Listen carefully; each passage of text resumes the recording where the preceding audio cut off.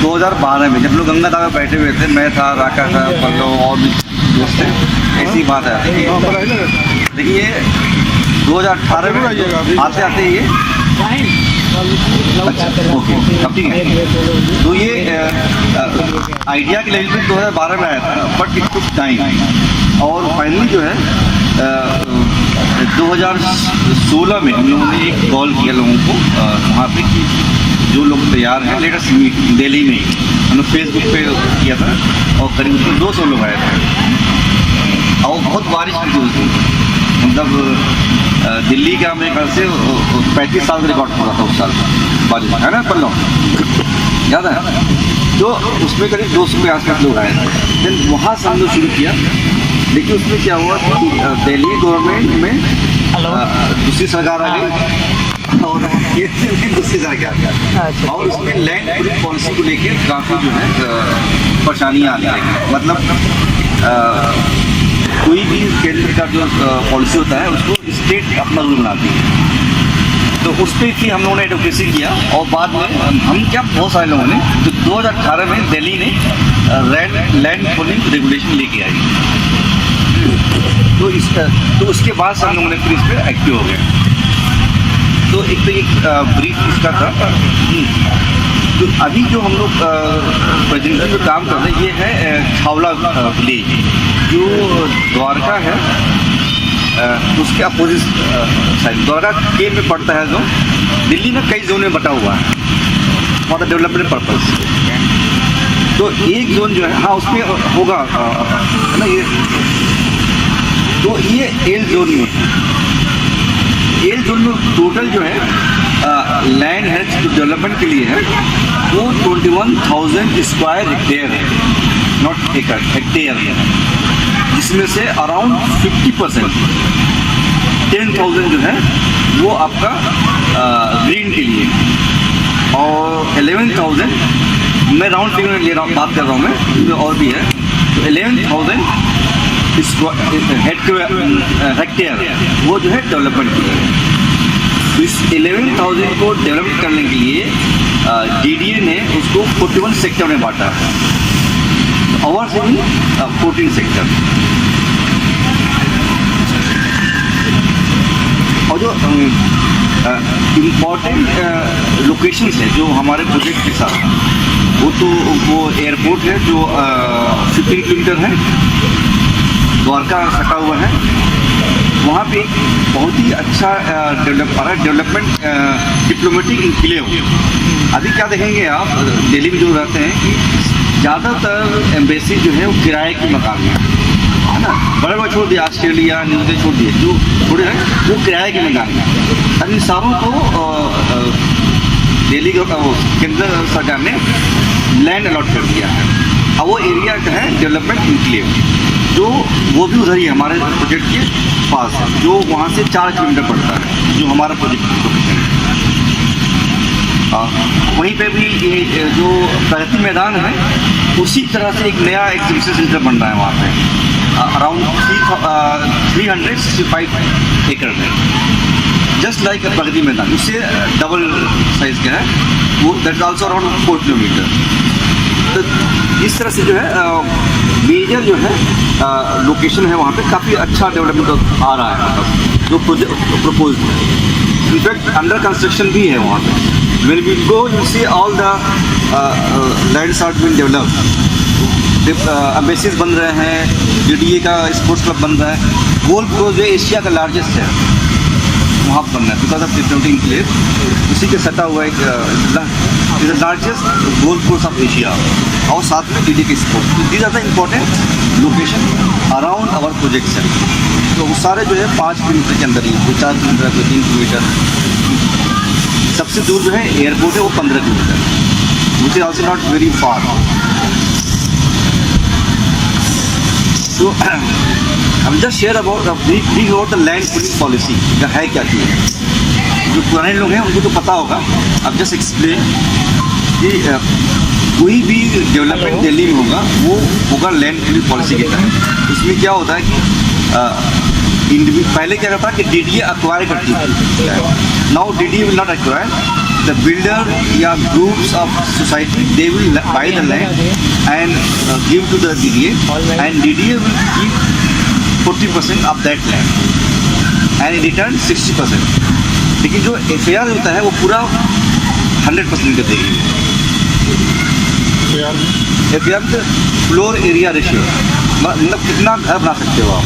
जैसे मान लो 5 एकड़ में आप 200 फ्लैट बनाओगे, ठीक है, तो वो बजाय हॉरिजॉन्टल का वर्टिकल बनाओगे आप, वो अप साइड, तो आपको 5 एकड़ में 200 फ्लैट बनाओगे आप, लेकिन उसके लिए वो आप 3 एकड़ में बनाओगे आप। बाकी जमीन रोड बनाएगी, पुलिस स्टेशन बनेगा, स्पोर्ट्स कॉम्प्लेक्स बनेगा, ये रेलवे वो मेट्रो बनेगा, बस स्टैंड है, स्कूल से तो सारे जैसे द्वारका है ना, उसमें एवरीथिंग, वो रोड भी बनेगा, तो वो सारा वो 40% जो लेगा वो सारे हम ही लोग को यूज में आएगा। इट्स नॉट दैट DDA के पास रहेगी।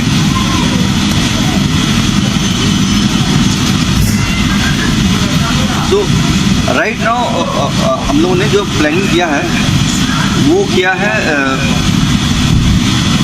5 एकड़ में। तो 5 एकड़ में क्या है, अब 3 तरह का FAR DDA रिटर्न करती है। FAR मतलब डेवलपमेंट एरिया जो आप बना सकते हो, फ्लोर एरिया देखिए। तो पहला है रेजिडेंशियल, घर बनाने के लिए। तो घर बनाने के जो है वो 1,68,000 स्क्वायर फीट। कमर्शियल वो दे रही है हम लोगों को 31,000, और सेमी पब्लिक यूटिलिटीज लाइक कोई गेम के लिए, स्पोर्ट्स के लिए, इंडोर उसके लिए 14,000 square feet. What we plan, we will be selling this commercial space 31,000 square feet, और that will be return back to the members, क्योंकि वो हम भी खरीद सकते हैं, मेंबर्स खरीद सकते हैं, और बाहर लोग भी कर सकते हैं।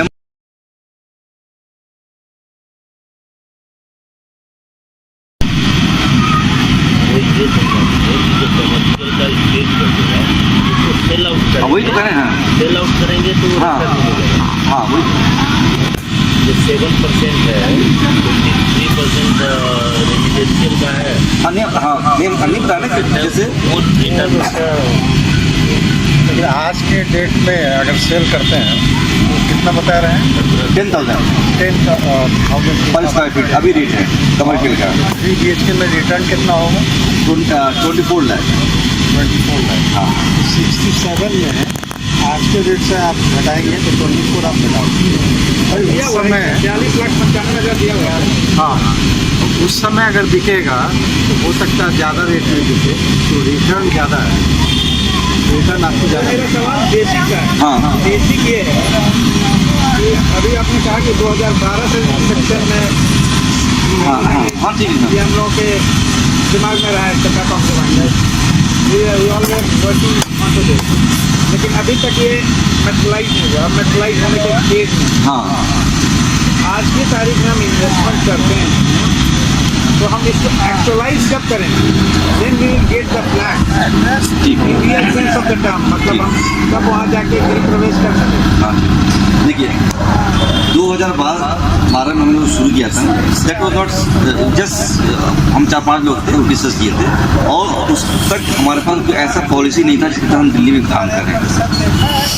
जो 2018 में जो लैंड पूलिंग रेगुलेशन आया, उसके बाद भी we are able to work in Delhi, क्योंकि ये सारा चीज़ें जब पता चला, जब हम लोग काम करना शुरू किए कि इसमें ये हम तो सब तो पढ़ने पढ़ाने वाले हैं, हमें थोड़ी पता, हमको ज़मीन लेंगे घर बन जाएगा, बट जब आप जाते हो तब ना रहे इसमें तो ये पॉलिसी है, एक रेरा एक्ट होता है, उसमें आपको रजिस्टर करना होता है ना, फिर आपको लैंड पूलिंग पॉलिसी के तहत आपको, तो लैंड पूलिंग पॉलिसी आते आते ये 2018 लगे, दिस इज गवर्नमेंट की थी, तो इसलिए हमने उस वक्त बहुत ज़्यादा जोड़ नहीं दिए। वहाँ पे एक पॉइंट और है, कुछ देर पहले इनसे बात करूँ, हम लोगों को जो इम्पीटस मिला वो कुतुब वाला जो मीटिंग हुआ उसमें 250 लोग आए, उसके बाद हम लोगों को लगा कि ये प्रोजेक्ट जो है अब चल पड़े।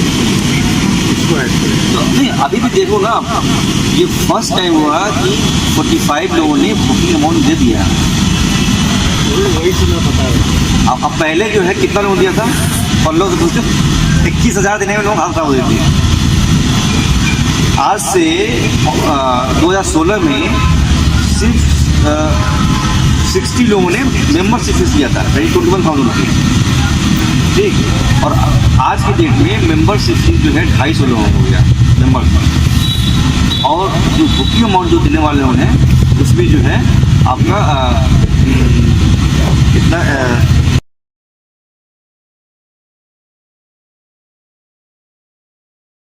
67 के करीब में मेंबर्स उस समय हुए थे। तब मैं भी इसका मेंबर हूँ, लेकिन 2016 में एंड में अपने फैमिली प्रॉब्लम को लेकर के मैं वहाँ से यहाँ से किया, टाइम वाइज जानते हैं, पटना दिल्ली छोड़ करके देवघर और पटना आ गया, फिर यहीं पर रम गया। तो थोड़ी दूरी हो गई है, लेकिन जहाँ तक इन्होंने जो कहा कि जेन्युइन है और लोकेशन भी सही है। लोकेशन के बारे में चंदन जी ने कहा है अभी कि लोकेशन का तो कोई ये नहीं है, बस ये है कि मेजर जो प्रॉब्लम है कि अगर आप तब तक लाइन नहीं कर सकते जब तक आपको पैसा नहीं, ये सबसे बड़ा प्रॉब्लम। और इसका इसी का रेसिप्रोकल में अगर आप देखें, जब तक लैंड नहीं होगा तब तक कोई पैसा नहीं। प्रॉब्लम यहाँ है कि जब तक लैंड नहीं होगा, जब तक पैसा नहीं देंगे, लैंड नहीं खरीदेगा, क्या नहीं पैसा, और जब तक लैंड नहीं होगा लोग पैसा देने लगेंगे। बेसिक रेसिप्रोकल है। तो हमें कहीं ना कहीं, और जो इन्होंने कहा कि इन्वेस्टर, हम लोग 2016 तक हमने 10 इन्वेस्टर से बात की।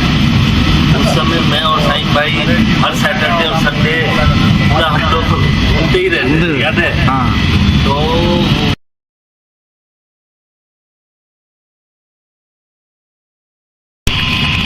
मेरा नाम रवि है, रवि मुंचक। मैं 2001 से 2005 बैच में था ट्रेनिंग सेंटर, और 2005 के बाद मैंने कॉर्पोरेट ज्वाइन कर लिया फिलिप्स मैक्सिको। वहाँ मैंने 10 से 12 साल कॉर्पोरेट में रहा, तो नौकरी से फिर वापस बिहार आ गया। और आते ही एजुकेशन से जुड़े एक स्कूल हमने खोला शेखपुरा में, जो अभी कार्यरत है। और उसके बाद ये हमारा ही दिल्ली दरबार है, जो पार्ट टाइम काम करते हैं यहाँ पे। और नेक्स्ट अभी मेडिकल से इन्वॉल्व हो गया है, और मेडिकल को भी आगे प्रोसीड करते हैं। Thank you.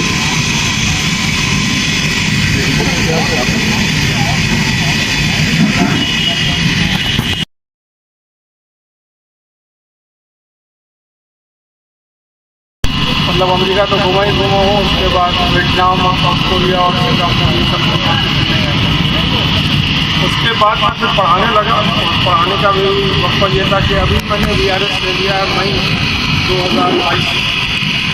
मैं इंडिया पढ़ाते पढ़ाते मुझे डिफेंस स्टडी में, मैंने कहा ये थोड़ी अच्छी बात है, मैं तो फिर ऐसा ही मेरे लिए क्या बात, वो सोच रहे थे कि ये तो मीडिया वाला बंदा है, ये ऐसा ही से क्या करेगा, मतलब डिफेंस क्या पढ़ाएगा। जब मैं पढ़ाने लगा तो फिर सब लोग वहाँ पर चुप हो गए, मतलब ऐसा ही क्या कहानी।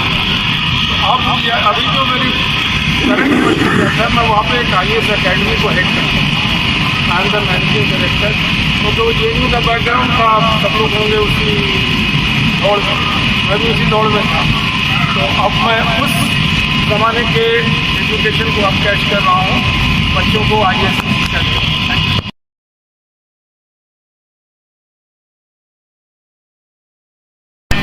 94 से 2003 तक था। डिफरेंट हॉस्टल में बिहार में सारे सब हमारे इस वक्त और प्रेजेंटली मैं डेवलपमेंट से। मेरा नाम डॉक्टर सैयद अली मुश्तबा है। मैं 1985 से लेके 1994 तक ऑलमोस्ट डिकेड मेरा मैं दिल्ली में था। 3 साल को PhD कर रहा था, उसके बाद फिर से पढ़ाई MA करके आखिर तक था।